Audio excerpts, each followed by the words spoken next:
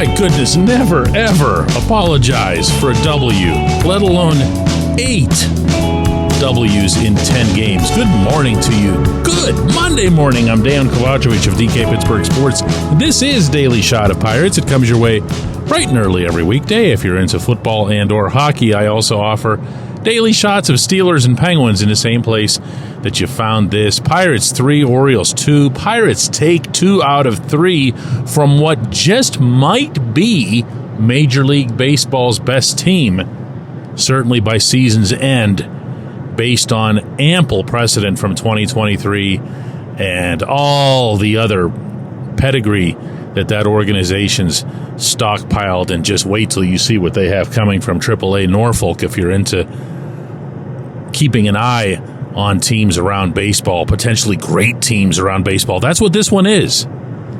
So when it gets to the bottom of the 9th inning, and the Pirates have people aboard, and there's a ball hit by Edward Olivares that Gunnar Henderson makes a wonderful athletic play on, gets to it, fires across to first, misses by a mile.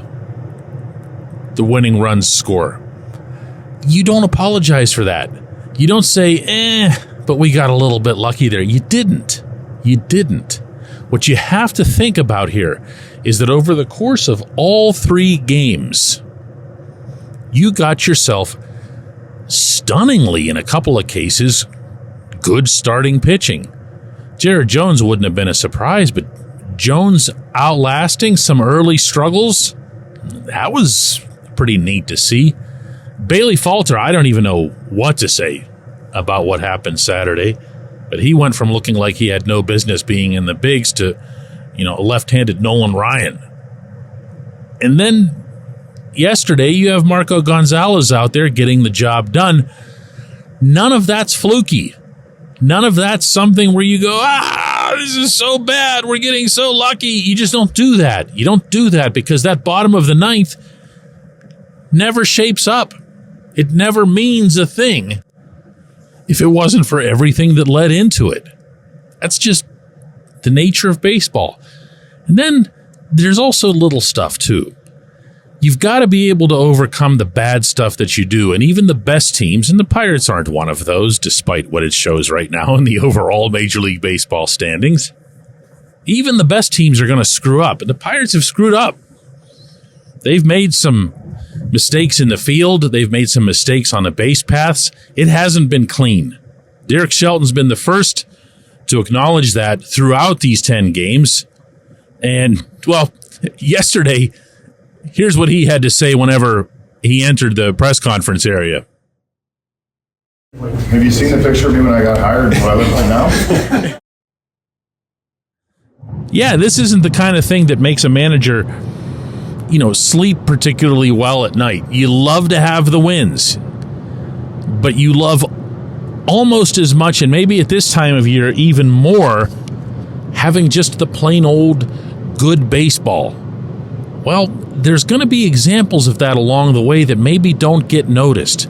Because again, when you win 8 out of 10, you are, without any dispute, playing more good baseball than you are bad baseball. Just a little thing here, okay? The ball that gets hit to Henderson, maybe that ends the game. Maybe that's where it's all over. But Rowdy Tellez is running up from first to second, and he stays standing. Now, that's something that Shelton put into the Pirates system a couple of years ago. That's now done throughout the organization.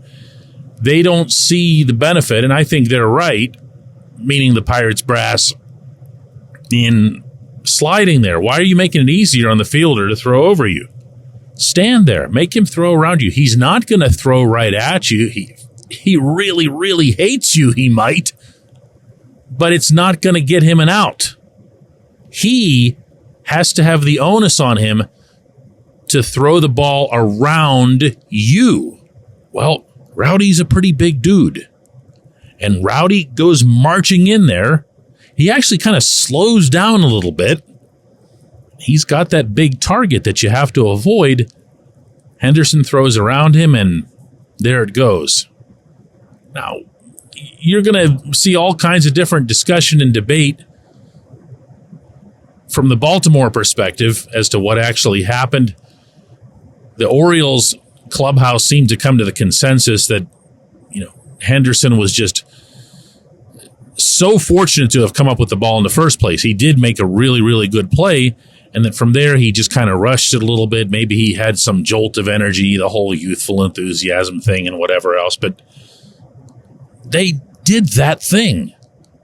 And the Pirates did their thing, and the Orioles lost, and the Pirates won. So take your W's where they are and hope that along the way the Pirates continue to get better, especially when it comes to basics, fundamentals, defense, and so forth. One of the things that I've pointed to throughout this opening season surge is that if you look at who on the roster has been hit with errors, actual scoring errors, it's been Brian Hayes, it's been Jared Triolo. None of these guys, neither of these guys, these are the two best defenders on the team, are going to be a problem. So, you'll take that and you'll take the W and you'll hope that they'll be who they've always been while the rest of the team sorts stuff out. I don't know, really. I don't have some deep, cogent analysis here of where this team is, other than one thing. They're in first place, and they're in first place after now taking series from two teams that were in the playoffs last year, one of which might be, again, the best anywhere. When we come back, J1Q. This portion of Daily Shot of Pirates is brought to you by our friends at North Shore Tavern, that's directly across Federal Street from PNC Park. It's home of Steak on a Stone, an eating experience, underscoring the word experience. The steak is brought to you partially cooked on an 800-degree stone, and you do the rest. It's a ton of fun, it's a great meal, and it's a baseball atmosphere like no other in Pittsburgh. North Shore Tavern, right across Federal Street from PNC Park.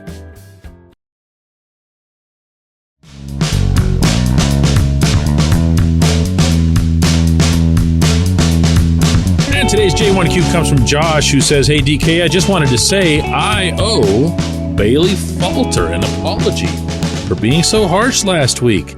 He was solid, and he gave us more than a good chance to win against the Orioles." And I mean, I don't know what you were thinking, Josh, since you didn't lay it out, but I can promise you mine was way harsher.